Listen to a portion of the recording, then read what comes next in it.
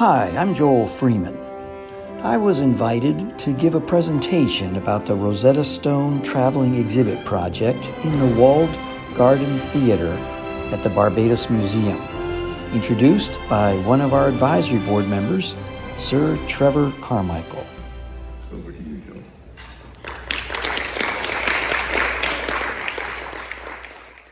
The Rosetta Stone was found in 1799. I should say it was unearthed in 1799 on the west bank of the Nile. Napoleon had something in his brain that he wanted to somehow put his thumb in the collective eye of the British Empire, because they were going, instead of going all the way around the Horn to India, they could go this way around Egypt and get there, and it was much quicker in terms of trade and everything. So he thought, easy peasy, lemon squeezy. I'm just going to go in there, no one's going to stop us, and we're going to go in, we're going to take Egypt, we're going to cut off that area, and I just might be a crowned as a pharaoh of Egypt, and to kind of feed the ego that was driving him. Also, things had been going terrible in France. You had the French Revolution was happening that decade prior to. And so it was some form of a distraction to kind of turn the military machine. It helps the economy. It gets people focused on a common enemy or just some common project. And so that's kind of what I imagine was driving Napoleon to go to Egypt. So in 1799, they found that the British had caught on what was happening, and so they knew that if they could cut off at the branch of the mouth of the Mediterranean, of the Nile, near a town called Rosetta, if they could cut off that from a military standpoint, that would be a really cool thing to do. So what they did is they sent a group of people, men that were sent to unearth some of the foundation stones and create what became known as Fort Julian. And it was militarily, it was strategic because if you've ever been there, I've been there, and I'll tell you, you could shoot a cannon right across in that spot in the Nile and take out any ship that was going to go down maybe 100 miles to Cairo and make a surgical strike. And so that was the genius behind developing this. Well, in the process, they found this big 1,700-pound rock, and it shaped something like this, and it was 45 inches tall, about 30 inches wide, 11 inches thick, and they decided, wow, this is pretty cool. I wonder what it says. Because the top part, it was written in hieroglyphics, and the middle part was what's known as a demotic script. It comes from the Greek word demos. We get the word democracy from it. The common people were using this particular. In fact, it was a cursive form of hieroglyphics. It's actually 2 languages, 3 inscriptions. And this is a cursive form of hieroglyphics. But it had Coptic roots to it. The final, the bottom, was Greek. Why Greek? Because Alexander the Great conquered Egypt, and it became the language of the realm. So basically, by having these 3 inscriptions, they're reaching everyone at every strata. So the elite, the business, the government people would be connected to the hieroglyphics. You have in the middle the demotic, the common people would be connected to the demotic script in the middle. And then the bottom, this was to just basically say, hey, the Greeks run the show. This is a Ptolemaic empire, and we're going to reach out in the business-like sense. And this was also for government and economic purposes. And so they had savants with them. Napoleon brought about 167 savants. These were intelligentsia. They were experts in botany and architecture and etymology and all these different disciplines. And so there was someone there who understood Greek and said, whoa, wait a minute, guys. Wait a minute. At the very last sentence here in the Greek, it says the same thing is inscribed in all 3 inscriptions. You know that this is going to be so easy for us to figure out what hieroglyphics, because we're traveling for centuries. People have been coming to Egypt, and they've been looking around and seeing all these. Here's an eye over here, a snake, there's a fox, there's a moon, there's a sun. There's all these inscriptions all around Egypt. It's like they let a kindergarten class loose, on on the architecture, and they were drawing all this stuff, and they were wondering, what is this? What does this mean? No one knew. For centuries, thinkers and tourists and all kinds of people, wise people, were coming to try to figure it out. In fact, all the way back to the 9th century, we had a gentleman from Iraq who had codified some of his understandings of hieroglyphics, or trying to figure it out.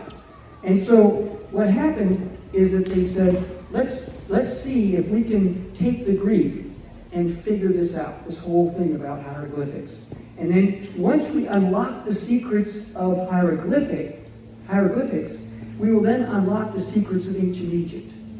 And then what will happen, it'll open up the mores, the folkways of what the ancient Egyptians experienced. We'll understand the economy, we'll understand the politics, we'll understand the religion, we'll understand the way people function. And so they thought, well, let's take this to Cairo. They brought it there. The savants that were there, they all gathered around, and they figured it'd be weeks before they figured it all out. But you know what? What happened is that the French capitulated. They had a capitulation treaty. That's a whole other story. And then what happened is that the stone, the Rosetta Stone, hotly contested, actually mentioned in the capitulation treaty, Article 16, that they wanted that particular stone. Because it's beginning to leak out. People said, what is this? Someone's going to get famous. Whoever figures this out is going to be the talk of the world. Whoever cracks this code and unlocks the secret. So what happened is that they then, it got back to England, and then people from around the world, the known world at that time, began to weigh in. You see, previously, like in the 14th century, a gentleman from Germany, people from Italy, people from Sweden, people from France, had all written about the hieroglyphics, trying to figure it out. But they didn't know. Did it read left to right, right to left? Is it alphabetic? Is it phonetic? Is it symbolic? Is it a combination of all three? They just didn't quite understand all of this. And finally, in 1822, after various people like Thomas Young from Great Britain, Acherblad from Sweden, you had Jean Champollion who come up with some ideas. You had de Saussure come up with some ideas. All these people, all these insights. And what made this difference is that for the first time since hieroglyphics had gone underground, no one knew what it meant. They knew what the Greeks said. And the Greeks said, it's also in here. And there are different questions that people ask. What if we just basically count the letters, and just figure things out? Well, 5 letters in, maybe this is 5 letters in, maybe it connects somehow.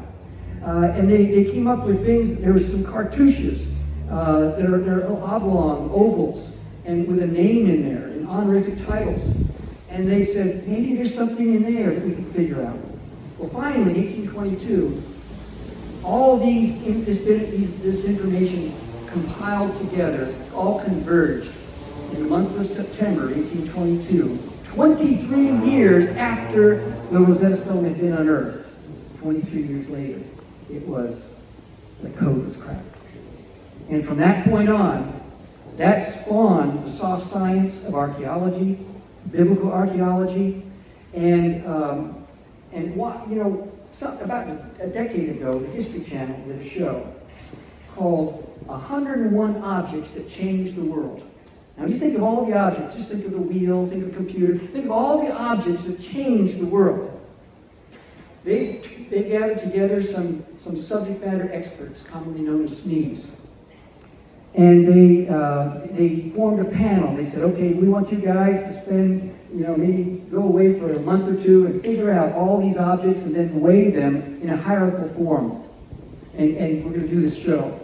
You know what the number one was? The Bible. Number one object that changed the world. Number 2, coinage, money.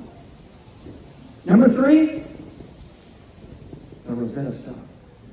You see, wait a minute. This is my reaction when I saw this. The wheel, come on, the wheel. Computers, Steve Jobs, come on, there's so many other, the automobile, the airplane. Yeah. Number 3, the Rosetta Stone. And what I've done, I've been at this, I first, maybe during a question and response time, someone might ask, what motivated you to get involved? And I'll respond at that time. That's another story. But I've been at this for about 5 decades. I've been fascinated with Rosetta Stone. And about 2 decades ago, I was able to acquire a face of the Rosetta Stone.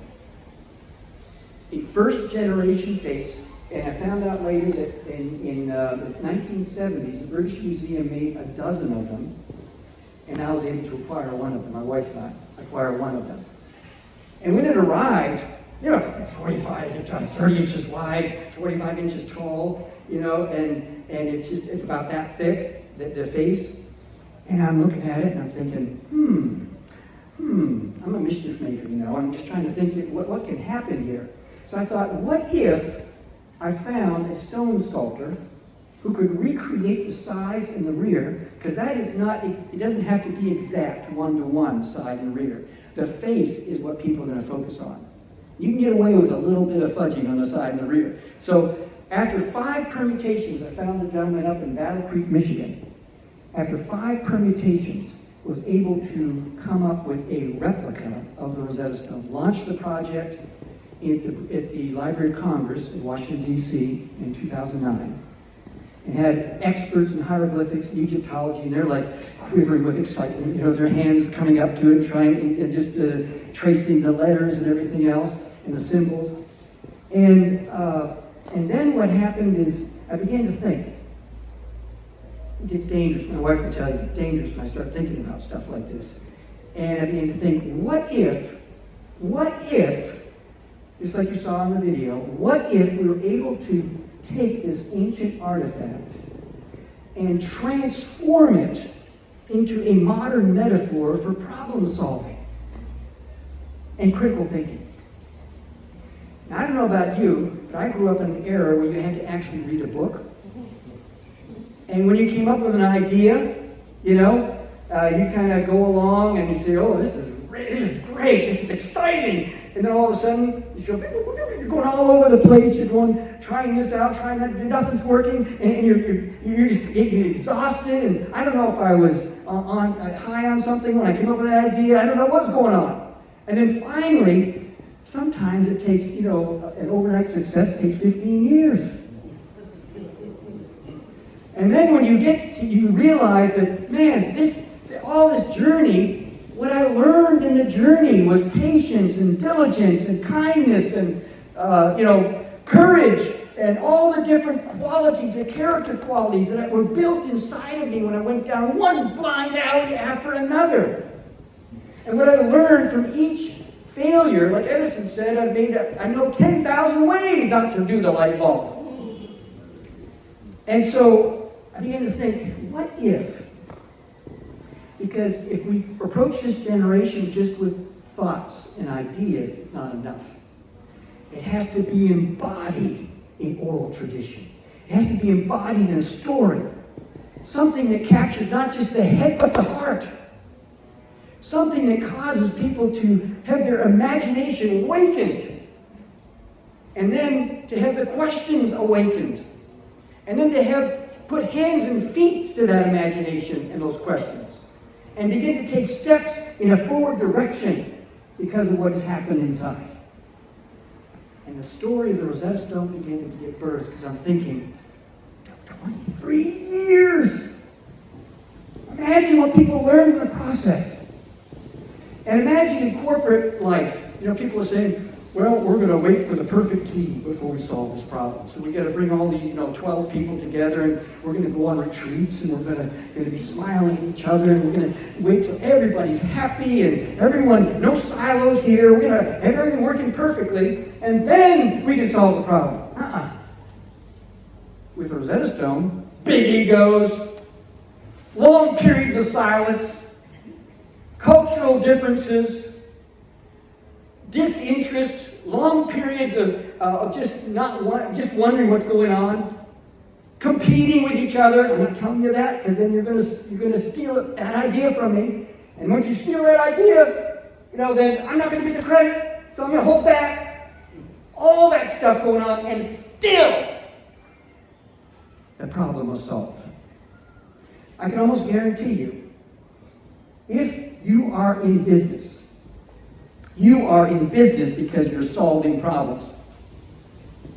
And the moment, maybe not the moment, sometimes corporations get so big it takes a little while for this to happen. But when you cease to solve people's problems, that's when things go downward. And so on your job, I want to encourage you. Next time someone comes up to you and says, I've got a problem, I've got a complaint. If it's acceptable, just go over and give them a big hug and say, thank you so much. You are my job security. This is wonderful. Thank you. Now let's talk about the problem and let's solve that problem. Let's work on it together. So is it beginning to sneak around the corners of your mind that the Rosetta Stone now becomes this project, this idea, this story that captures the imagination of people, and then to develop a 5,000 square foot traveling exhibit made up of 4 zones. The first zone could be the exhibit all by itself, just about the history. You got Napoleon, war, hieroglyphics. You got all this crazy stuff going on, and that is a story all by itself. But that's not enough. And the second zone is all about cracking codes. If you studied World War II, you know about the Enigma. Nazi Germans used. You know about the Cyrillic codes. You know about the codes that civilizations have used to hide things from other civilizations. Military, business, all these different ideas that they want to hide, they encode them in certain ways. And you got countries now, hacking computers to get information so they can go compete with some other company. Business intelligence. The third zone, oh my goodness, this is a great one. By the way, don't let me forget. Sir, will you remind me? I want to talk about the Rosetta clone, but I might forget. So if I forget, you just stand up and say, I want to hear about the Rosetta clone, okay? The third zone is all about, it's too good to talk about right now. We have to save it. And so the third zone is all about language and culture. And how the language opens doors, or the lack of understanding language closes doors. You think of someone who can't read. And you think of they're just looking, they're seeing street signs, and they can't read them. They see a book and they can't, the world is not open to them because they can't read. But just think when hieroglyphics or a language, when you're learning German or Spanish or French or whatever language it is, learning, it's like, wow, I now know this, I now understand that. I now understand how we got that word. That word came from some roots from French or Spanish, some Romance language, or it could have come from Russian or German. It's just so incredible when we start learning new things. And that's the way language is. So language and culture, sometimes they connect and sometimes they collide. And so we're going to talk about all the different aspects of language and culture. Number 4, this is incredible. Are you ready for this? This is all about taking the word Rosetta, 7 steps, 7 letters on how to solve pretty much any problem in your life. And so to be able to take the R, which means first, and I'm going to tell you all of them right now because later on I'm going to send you by email, I'm going to send you a video that's going to talk about all 7 steps.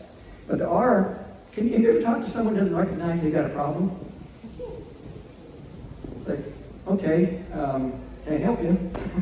You got to recognize you've got a problem here.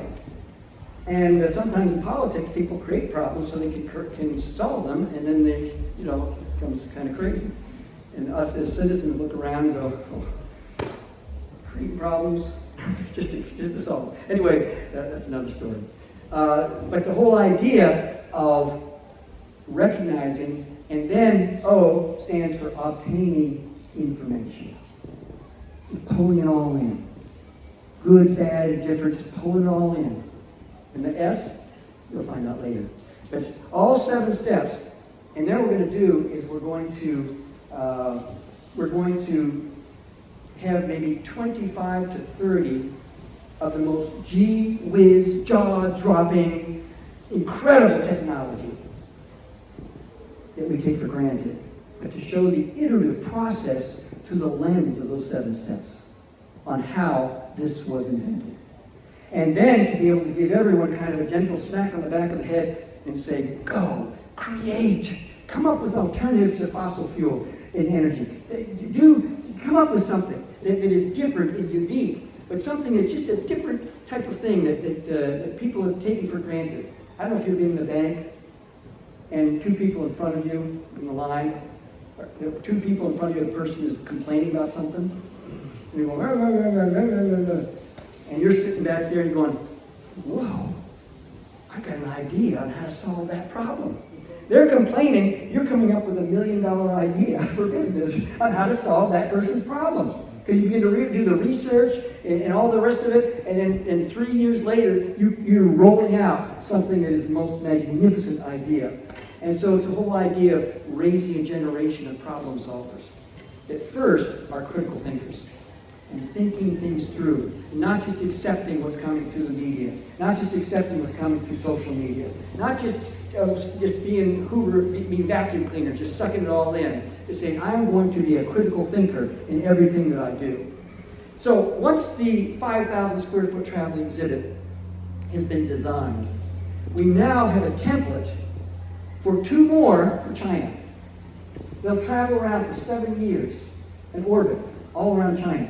Everything will be contextualized in the Chinese language, Mandarin and different other languages in the under the umbrella of the Chinese language. And then we're going to create one for Southeast Asia, one for Europe, and another one that travel around North America for about 2 to 3 years, and then we'll peel away and go to places that aren't serviced by the other orbits. Places like Sydney, Australia, Tel Aviv, Israel, Joburg, South Africa, Moscow, Rio de Janeiro. And then, guess what? At the end of the 7-year orbits, each one will be donated to a different part of the world. Donated to a different part of the world to then now become a place for tourism and jobs.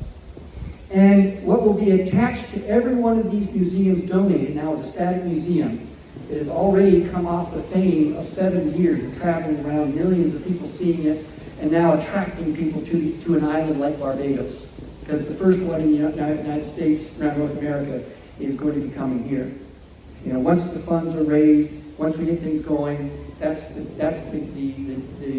vision. It's going to come here.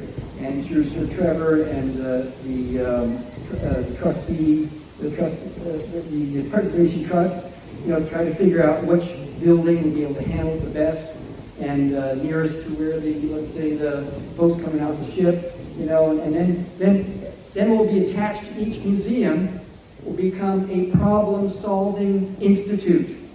And that problem-solving institute will be made up of citizens. Here in Barbados, there's around 388, 390,000 people. Everyone in Barbados knows someone that's what affectionately called the Asian diaspora, living in Germany, Ottawa, New York, Miami, wherever it might be, and to develop a database of all people who love this part of the world but feel impotent, they feel powerless in how to help. And they may be reading, they're listening to what's going on in politics and business and everything else, saying, oh man, I wish I could help some way. And I'm over here in somewhere in Germany or something like that, or in France, on business or in school. Develop this whole database, and then to begin to look at to list 25 of the top problems of this region of the world, and then say, you know, government, we'll love to work with you on this. It's just that we're going to come up with solutions to the problems in this country, in this area. For instance, I'll just throw this out for free. What if I asked someone the other day, you know, what are the top 3 problems? And one of them was homelessness. You know, how do we provide homes? What if, once again, throw it out in the what if department, what if the wealthy in Barbados bought a ship, pennies on the dollar, that was built in the late 1990s? It's a little long in the tooth, and it's still seaworthy, but it's still not something that Carnival Cruise or whatever cruise line wants to use.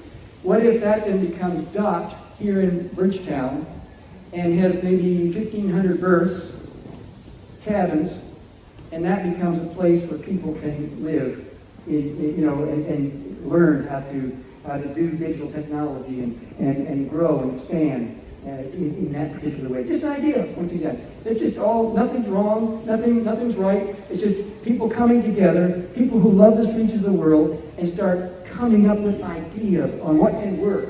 And there will always be naysayers, all that can't work. But you know how every idea starts with people who say it can't work. And then when it starts happening, they go, oh, then jump on board. You have the early adopters, the innovators.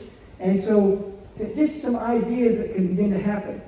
And so what this is all designed to do is to become something that it will internationally will impact young people especially. And that will help them to say, okay, I've got ChatGPT, I've got AI, I got Siri, Alexa, got all of this technology. This is not an anti-AI project. This is an whole idea is, instead of leading with your foot toward technology, lead first with your God-given brain and creativity. Because what happens is that I can almost guarantee you, if we brought 100 school-age children, young people, students in this room, and asked them, and they were honest, and say, have you written a paper using ChatGPT? I would almost guarantee that 100% will say, yes, I have. I've used that paper. Teachers, educators, parents will say, no, that's not true. I can almost guarantee you it's true. And so what I'm thinking is that we have a whole generation, our older generation, we are looking at it and saying, what's the future going to hold? I feel powerless to help the younger generation. I want a desire to see this project rise up internationally to become a way where we can invite people, instead of writing a poem using ChatGPT, or lyrics to a song, or a chapter to a book, or an art magazine article, or something like that. Instead of doing that, why not do that? Because it creates a generation that has what we could call the poser mentality. The kind of thing where they feel like, yeah, I wrote that book. No, you didn't. Yeah, I wrote that poem. No, you didn't. Yeah, I wrote that chapter. No, you didn't. I wrote that article. No, you didn't. And it becomes something, I think it gnaws away, with the imposter syndrome, it gnaws away at the character of a human being. And to have a whole generation dealing with that, I think it's important that we have some kind of a voice that is wrapped in a story, that is wrapped in a drama, that invites people to use their God-given brain first. And then if you're going to take, after you come up with the idea, for instance, that 2-minute video, that was done with AI. But guess what? It was humans that wrote the script. And we used AI to wrap it around what our God-given brains created in terms of the script. So we're not anti-AI at all. In fact, some of the gee-whiz technology in the traveling exhibits will be unbelievable, and it'll be powered by AI. But the whole idea is to draw people to their God-given brains first. So what I'd like to do right now, I'm done with this part here.